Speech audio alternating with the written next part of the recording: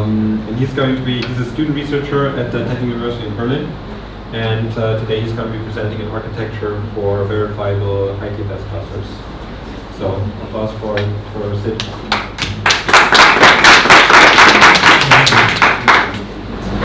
All right. Hi everyone, my name is Sid.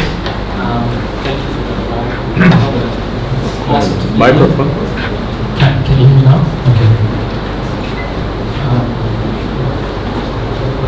Yeah, hi everyone, my name is Sid. I'm from TU Berlin, and I'm here for you to present our research about verifiable decentralized IPFS clusters. So that can be understood as a tool that unlocks trustworthy data permanency for off-chain storage. And to understand the motivation of our research, let's dive first into the topic of decentralized applications and off-chain storage. So decentralized applications are dApps, and dApps are software systems that rely on blockchain. And dApps have diverse use cases like finance, health, and gaming. And through these diverse use cases, dApps promote welfare, digital trust, and democracy. However, blockchain have limited storage capacities. Probably all know that, and that's why these dApps are also limited, and it's necessary for them to integrate off-chain storage. This raises the question of which off-chain storage to choose for a specific dApp. And in practice, as well as in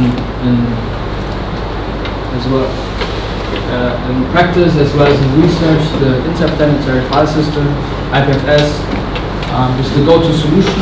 And for those who don't know it, IPFS is an open-source decentralized storage system, to put it in a nutshell. And the awesome thing about IPFS is that all the data is public, immutable, and permanent, making the off-chain data in IPFS pretty similar to on-chain data. However, the data permanency guarantee in IPFS is questionable because it highly depends on node operators within IPFS, and they are anonymous, we don't know them, and also there is no clear insight about why they're actually storing the data permanently. So this big practical problem has led us to explore the following research question: how can data permanency in off-chain storage be guaranteed, and how can trust in this guarantee be achieved? Related work regarding this research is very few, and only not many papers are talking about this. The most notable research about this comes from Protocol Labs, which is the community behind IPFS, and they have created Filecoin. Filecoin is a decentralized storage system based on IPFS, and the data permanency guarantee of Filecoin is data replication by anonymous node operators, and all of these node operators get financial rewards in exchange for storing the data permanently. So can we now trust this data permanency guarantee? Yeah, because Filecoin has implemented a self-made proof system that allows anyone to verify the permanency of specific data in the Filecoin network. However, compared to, sorry, it's super sensitive. However, compared to our solution, Filecoin has several drawbacks. For instance, Filecoin requires the dApps to integrate the payment processes, meaning that, for instance, if we imagine that the dApp runs out of funds, that is kind of like a single point of failure, and the off-chain functionality is not guaranteed. Second of all, the node operators in Filecoin are still anonymous, so we don't know really who they are, and we cannot verify them. Thirdly, the storage creation in Filecoin is very complex, making the dApp integration or the dApp implementation also very complex. And lastly, Filecoin is public by default, making so there's no option for data privacy. So related work doesn't seem to be that good in addressing the untrustworthy data permanency and off-chain storage solution. So we came up with our own solution for off-chain storage with what we brand as trustworthy data permanency. And we call that solution Verifiable Decentralized IPFS Clusters. And let's break that huge word down and define it with an even longer definition, but we go through it one by one. So verifiable decentralized IPFS clusters, or short VDICs, are IPFS clusters that are decentralized due to multiple different node operators and verifiable by anyone due to the integration of decentralized identifiers and verifiable credentials. So the three terminologies in this definition are the integral components of VDICs that make it that make it good and awesome. So let's go through all of these three, and I will give you now some backgrounds. First on decentralized identifiers, DIDs. So DIDs are globally unique identifiers for humans, legal entities, and things. And here in this box you can see an exemplary schematic of a DID. And the neat thing about DIDs is that they can be resolved to a DID document that is stored on chain.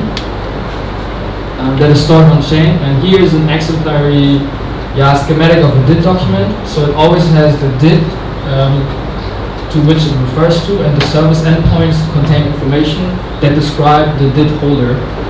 And these service endpoints are information about the DID holder and can be basically everything. Now some background on verifiable credentials. So VCs capture claims about their holder, and that holder is identifiable with a DID. And these VCs are cryptographically signed by their issuer, and that issuer is also identifiable with a DID. And the neat thing about VCs is that everyone can check the authenticity of that signature in the VC if the holder of the VC presents it to whoever it wants. And through checking the authenticity of that signature, the claims are verifiable, hence the name verifiable. Now some background on IPFS clusters. So IPFS clusters is a pretty cool technology in my opinion, and you can, so it's basically a technology for creating IPFS-like nodes that can be run in one cluster, but they are not necessarily connected to IPFS itself. And that's, and one can use IPFS clusters to create decentralized storage systems that store data immutably with the same method as IPFS without actually being attached to IPFS. So how are IPFS clusters and DIDs and VCs combined to create VDICs? To answer this question, let's imagine a random DApp, and that DApp has humans and legal entities motivated to store data off-chain. That is a big assumption, and we will later evaluate the realisticness of this assumption, but for now, please just leave it as given. So these motivated entities that are in some way related to a DApp, VDICs unite these motivated entities, and through IPFS clusters, they connect these motivated entities as node operators to form a decentralized storage system. And now DIDs come into play. So the DID verifies the VDIC itself, as you can see here, and every node operator within the VDIC is identifiable with the DID. And with the help of VCs, which are published in the DID document of every node operator, each node operator is identifiable regarding the claims that are in these VCs are regarding the identity and motivation why they're actually in this VDIC. So how do VDICs now guarantee data permanency and off-chain storage for dApps? For this, let's imagine that the dApp is writing a file to its off-chain storage, so to the VDIC it uses as off-chain storage. And when that happens, VDICs replicate the file among all node operators, and so we attain data replication, which ultimately yields data permanency on a technical level. But how can we now trust this data permanency? So we have this data permanency, and we can trust it because we in VDICs put the verifiability of node operators on top of it. And because of this verifiability, anyone is enabled to scrutinize VDICs regarding the data permanency, and they can identify, do we trust these node operators to store my data that will be generated by using the DApp permanently. So the follow-up question is, how can we verify the node operators? For that, let's go back to this model of a VDIC. Now we introduce a verifier. That is any random person, so anyone can read this, so you can read it. And that person resolves the DID of the VDIC, so you will get the DID document of that VDIC, and that DID document contains a list of all the DIDs of each node operator in the VDIC. And since each DID of a node operator can be resolved to a DID document, again containing all the VCs about the node operator's identity and motivation, we attain verifiability of node operators. So let's go back to this big assumption. Do dApps have actually motivated node operators? Is this assumption realistic? That was a big part of our evaluation, and we answered that question by exploring several use cases. And one of these use cases proved the practicality of VDICs and also the realisticness of this assumption. And that use case is the supply chain use case. So to best explain this to you, let's imagine a supply chain DApp. And that supply chain DApp traces supply chain items by storing the item's history on chain. So you can imagine that is big data related to a supply chain event, to a specific product or something. So you would naturally just store the hash of that metadata on-chain, and and the actual metadata you would store off-chain. So the DApp provider of this supply chain DApp would initiate a VDIC and use it as off-chain storage. So that VDIC now is off-chain storage that contains valuable supply chain data, and that data is specifically valuable to all the supply chain entities like manufacturers, retailers, and distributors. So they are motivated to be node operators because of data availability for their internal business processes. Other motivated entities are regulators. They are desiring data availability for data analysis to perform their regulatory objectives. Also, there are other dApps or applications in general, software system, that would use this data, and then these providers of this dApp would also naturally run a node and contribute to the off-chain storage of the supply chain dApp, but also have the data then there to use it for their own services. So this example clearly shows that there are several diverse motivated entities that would create a VDIC, come together in a VDIC to provide off-chain storage for that supply chain dApp. And yeah, so that's one example that proves the realisticness of that assumption. Yeah, to conclude my talk, I want to go back to the research question: how can data permanency and off-chain storage be guaranteed, and how can we achieve trust in that? So the basis of all are the motivated node operators, and the analysis of use cases has shown that this is realistic in real life. The IPFS clusters connect these motivated node operators to form a decentralized storage system that is specific to a certain dApp, and that and because of data replication, we get data permanency. Now we add DIDs and VCs to the motivated node operators, and we achieve verifiability of them. And combining verifiability and data permanency, we achieve trustworthy data permanency. So that's the overall summary. And now let's look at what is ahead of us. So what is the future work? One avenue are the exploration of more use cases. I'm particularly very keen on exploring how one could use this for decentralized federated learning.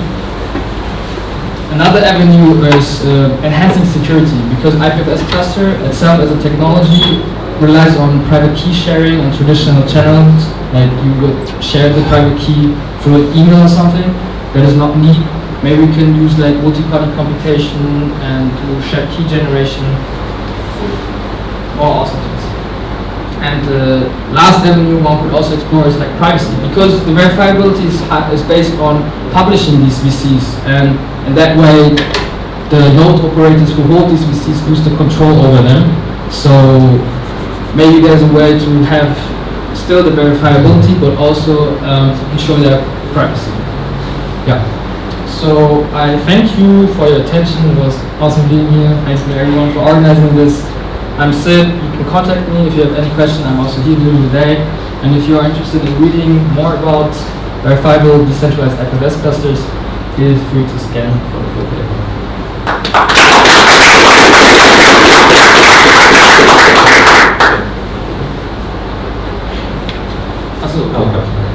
Thank you very much. Any questions from the audience? Let's go first. Thanks for the talk. I have a quick question regarding the threat model of the operators. The what? The threat model of the operators. Threat model? What attacks can they mount if they're malicious? Yes, yeah. Because you have this notion of them being motivated somehow, but they can also be motivated to be malicious. Yeah.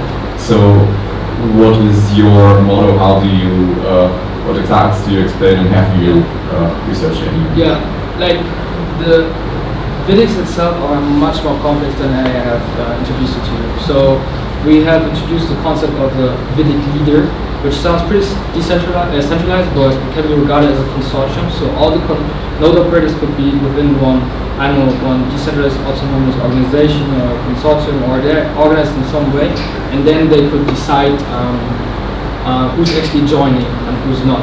So to be part of a VDIC, actually you need to authenticate yourself with your VC. So that is one way we ensure that. And we have also a little bit of a revocation status list in our system, because the VDIC has own DID, right? And the DID resolves to a list to a DID document, and that DID document contains a list of all the DIDs of each node operator, right? And the holder or the controller of that DID is the VDIC leader. So a consortium in some way, like, don't ask me now how it actually works, but this can be regarded as a revocation status list. So if someone is malicious and the consortium agrees on it, then that person would be removed. And the developness of the VCs that authorizes them to be a node operator would not be given anymore. So that would be the encountering measure for such attack or malicious node operator. So we expect a lot of off-chain mechanics. Off-chain mechanics? With this someone's monitoring this stuff. It's a big organizational matter also, yeah. Okay. Yeah. Because that's the cool thing, it's just like a dApp and an off-chain storage to that dApp run by the people who are actually into that dApp, and are actually interested in that, and they have this intrinsic motivation to be united through that dApp's purpose. So that was the whole idea. Okay, thank you. We are out of time. Any further questions?